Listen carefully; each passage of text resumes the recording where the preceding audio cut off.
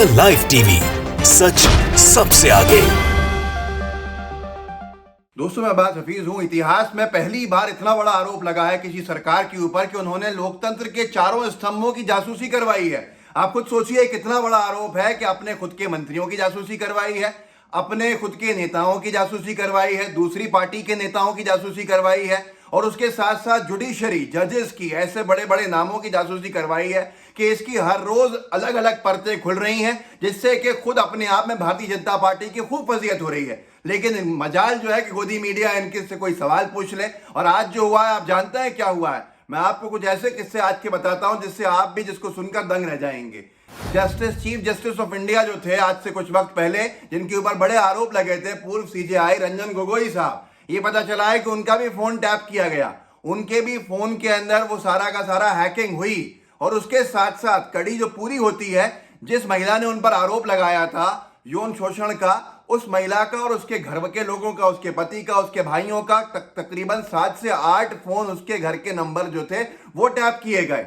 जिसके बाद से जो कांग्रेस आरोप लगाती है, जिसके बाद से किस तरह के फैसले दिए गए जो सरकार के समर्थन में थे, बहुत सारी चीजें, राफेल में क्लीन चिट की बात हो या एनआरसी के आदेश देने की बात हो, ये सारी की सारी चीजें सबने देखी थी। और उसके बाद राज्यसभा की सीट, जो सबसे छोटी चीज होगी किसी भी पूर्व सीजेआई के लिए, जो उसका रिहेबिलिटेशन कह लीजिए, इससे पहले गवर्नर बनाया जाता था बहुत से लोगों को। खैर, अब यहां पर यह है कि ये कोई नई बात तो है नहीं। इससे पहले मैं कपिल मिश्रा को सुनाऊंगा आपको इस वीडियो के अंदर, जो उसने दिल्ली विधानसभा में खुद मोदी जी और अमित शाह जी की पोल खोली थी एक महिला की जासूसी करवाने के अंदर। तो अभी भी उसी के ऊपर चल रहे हैं। मतलब लोगों ने तो ये कहना शुरू कर दिया है कि यही नारे का मतलब था घर घर मोदी, हर हर मोदी, कि ऐसे मोदी जी लोगों के घरों के अंदर जाके जासूसी करवा कर उनके घरों के हाल जान के कि क्या हालत है, आज लोग वोट देने वाले हैं, नहीं देने वाले हैं। लोग तो ये तक लिख रहे हैं ट्विटर के ऊपर कि मोदी जी शायद रात भर उनके अमित शाह जी, मोदी जी, इस तरह से बीजेपी के लोग रात भर लोगों के फोन कॉल सुनने में बिता रहे हैं ताकि ये पता चल सके कि लोग उनको वोट देंगे नहीं देंगे। ये मैं नहीं कह रहा, ये लोग ट्विटर पे लिख रहे हैं कि ऐसा हो सकता है कि अपने बारे में इतने परेशान हो गए हैं कि अब जानना चाहते हैं। देखिए, वायर ने छापा है, अंग्रेजी के अंदर इसको हिंदी में भी छापा है कि कुछ ही दिन के बाद जब चीफ जस्टिस ऑफ इंडिया जो उस वक्त के थे रंजन गोगोई साहब, जब उन पर आरोप लगे तो दोनों के फोन टैप शुरू हो गए। सीजेआई गोगोई पर यौन उत्पीड़न के आरोप लगाने के बाद हैकिंग के निशाने पर थी पीड़िता। मतलब उस पीड़िता के फोन टैप हुए, हैक किए गए, क्या डेटा निकाला गया, जिसकी वजह से बाद में जो जज साहब थे उनके रुख बदल गए। और उसका क्या, बहुत से लोगों का सवाल है, यही वजह थी। एक बहुत सी चीजें हैं, बहुत से सवाल खड़े हो रहे हैं आज यहाँ पर। दीपक शर्मा लिखते हैं, पत्रकार हैं, सुप्रीम कोर्ट में काम करने वाली जिस महिला ने चीफ जस्टिस रंजन गोगोई पर सेक्सुअल हरासमेंट के संगीन आरोप लगाए थे, उस महिला व उसके पति को भी जासूसी का शिकार बनाया गया। जो भी इस महिला के साथ हुआ बेहद शर्मनाक था। गोगोई ने बाद में राफेल कांड में सरकार को बड़ी राहत दी। ये इशारे में बहुत सी बातें कही गई हैं, आप समझना चाहें तो समझ सकते हैं। उसके अलावा अगर नहीं समझना हो तो कोई भी आज़ाद नहीं समझने के लिए। राहुल गांधी, रंजन गोगोई, अशोक लवासा, प्रशांत किशोर और बहुत से मंत्रियों के, ये आशीष ने लिखा, जेवीपी के पत्रकार हैं, कि ये कितनी शर्म की बात है। Shameful and suffocating for a free country. मतलब शर्मनाक और घुटन के जैसा है एक आज़ाद देश के अंदर ये कि आपके ऊपर नज़र रखी जा रही है। जो मैं बात कर रहा था कि घर घर मोदी के ऊपर जो मीम बनना शुरू हुए हैं, ये शिवम बिज हैं, पत्रकार हैं, इन्होंने लिखा, आप देख लीजिए कि इस तरह से घर घर मोदी पहुंचे, नारे को अंजाम दिया कि कैसे लोगों के घर के अंदर जासूसी करवाई जा रही है। ये कोई मामूली बात नहीं है। आगे लोगों ने, विनोद कापड़ी साहब ने तो ये भी कहा है, लिखा है कि हो सकता है कि ये 400 की जगह 4000 पत्रकारों के फोन टैप किए गए, ऐसा भी हो सकता है। आपको खुद आगे पता चल जाएगा। मतलब लोग कह रहे हैं टिप ऑफ द आइसबर्ग है, इसके आगे क्या क्या हुआ है जिसका कोई अंदाजा नहीं लगा सकता, ये इतना बड़ा है। लेकिन आजकल गोदी मीडिया सवाल तो करती नहीं है।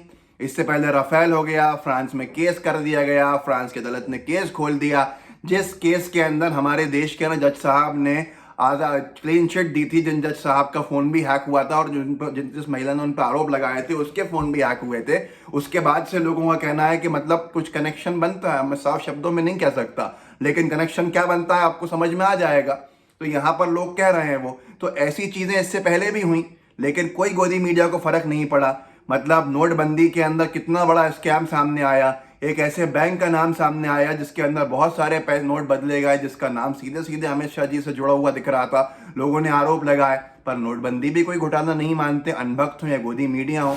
ऐसे ही आगे चल के बहुत सी चीज़ें देखी गई, ईवीएम को लेकर ही बहुत सी बातें हुई, बहुत सारी चीज़ें जम्मू कश्मीर के अंदर हुई, डिटेंशंस की हुई, नेताओं को बंद कर दिया गया पर कुछ नहीं है। पीयूष गोयल साहब पे आरोप लगे, उसके ऊपर भी कुछ नहीं है। तो ऐसी बहुत सारी चीज़ें हैं जिसके ऊपर ना कोई माफ़ी मांगता है। ये बीजेपी की नई सरकार है, नया भारत इनका इसी के हिसाब से है। और ये कोई मामूली सॉफ्टवेयर नहीं है।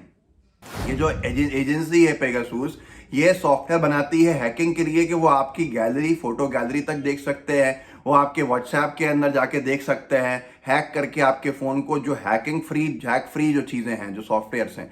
लेकिन क्या आप जानते हैं ये सिर्फ सरकारों को देते हैं, ये किसी आम आदमी को नहीं देते, ये सरकारों को बेचते हैं। और आपको जान के हैरानी होगी कि इसके लाइसेंस की कीमत कितनी चुकानी पड़ती है किसी भी देश की सरकार को। इसको लिखा है संतोष गुप्ता ने। लोग पूछते थे इतना टैक्स और पेट्रोल डीजल की लूट का पैसा जाता कहाँ है, तो पता चला है कि सरकार जिस पेगासुस से लोगों की जासूसी करवा रही थी, उसके एक लाइसेंस की कीमत 70 से 80 लाख डॉलर है। क्या आप सोच सकते हैं कि कितना बड़ा अमाउंट है? 70 से 80 लाख डॉलर करोड़ों के अंदर पहुंचता है। सच्चाई को पहचानिए, यही है अवतार की खाल, ओढ़े भेड़िए की हकीकत।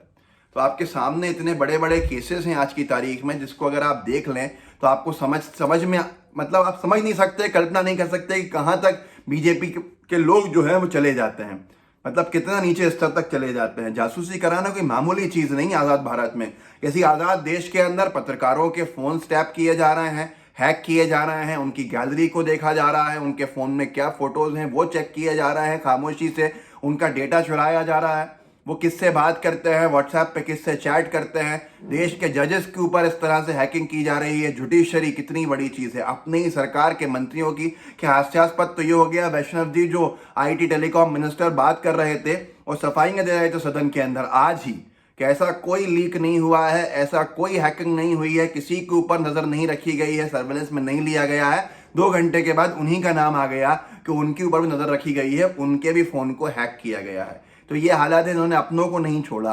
आज इन पे इतने आरोप लगे, लेकिन ये तथ्यों के साथ किसी चीज़ का खंडन नहीं कर पा रहा है। सीधे सीधे जिन्होंने किया उनको बुक करें अगर सही में सच्चे होते।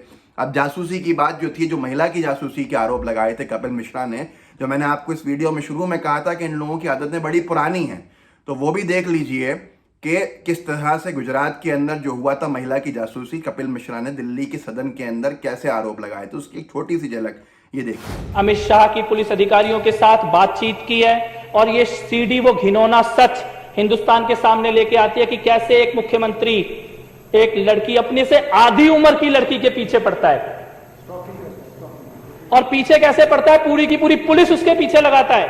केवल पुलिस नहीं, वहां की इंटेलिजेंस एजेंसी और यहां तक कि ATS के अधिकारियों तक को भी एक लड़की के पीछे लगा देता है, उसकी एक एक पल की खबर रखने के लिए। पुलिस अधिकारियों के बीच में खुद पुलिस अधिकारी सिंघल, 267 फोन कॉल का रिकॉर्ड है, 267 कॉलों का रिकॉर्ड दिया गया है, CBI के पास भी दिया गया था। और इसमें सिंघल ने खुद बोला है, अगस्त से लेकर सितंबर 2009 के बीच में उस लड़की के प्राइवेट मूवमेंट और प्राइवेट कन्वर्जेशंस को रिकॉर्ड करने के लिए, पीछा करने के लिए अमित शाह किस तरीके से पुलिस वालों को निर्देश दे रहे हैं। तो आपको खुद समझ में आ गया होगा कि ये जासूसी का पूरा सर्कल, पूरा जो पूरा नेट है, कहां से चला है, कब राज्यों से शुरू हुआ, किसने शुरू किया और कहां तक आके पहुंचा आज। कि कितना बड़ा खुलासा आज हुआ कि रंजन गोगोई, जब से उनके पूरे के पूरे आदतें, जो तौर तरीके थे, जो एग्रेशन था, जो सरकार के खिलाफ दम था बोलने का, वो खत्म हो गया। अब इसके ऊपर क्या उनका हृदय परिवर्तन की वजह रही है तो वही बता सकते हैं। लेकिन लोग कह रहे हैं कि जब उन पे आरोप लगाए गए, जो आरोप जिस महिला ने लगाए उन पे यौन उत्पीड़न के, उसका और उनका सबका फोन हैक हुआ और उसके बाद से सारे परिवर्तन हैं। तो ये सारी की सारी चीज़ें आपके सामने हैं। इसको वीडियो को आगे बढ़ाइए।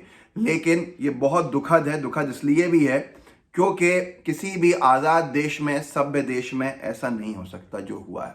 और अगर ये हुआ है तो ये सोच लीजिए इसके अंजाम कहाँ तक होंगे, इसका आप अंदाज़ा नहीं लगा पाएंगे। इस वीडियो को आगे व्हाट्सएप पे साझा कीजिएगा, लाइव टीवी को सब्सक्राइब कीजिएगा, बेल आइकन दबाइएगा। जय हिंद, जय भारत। द लाइव टीवी, सच सबसे आगे।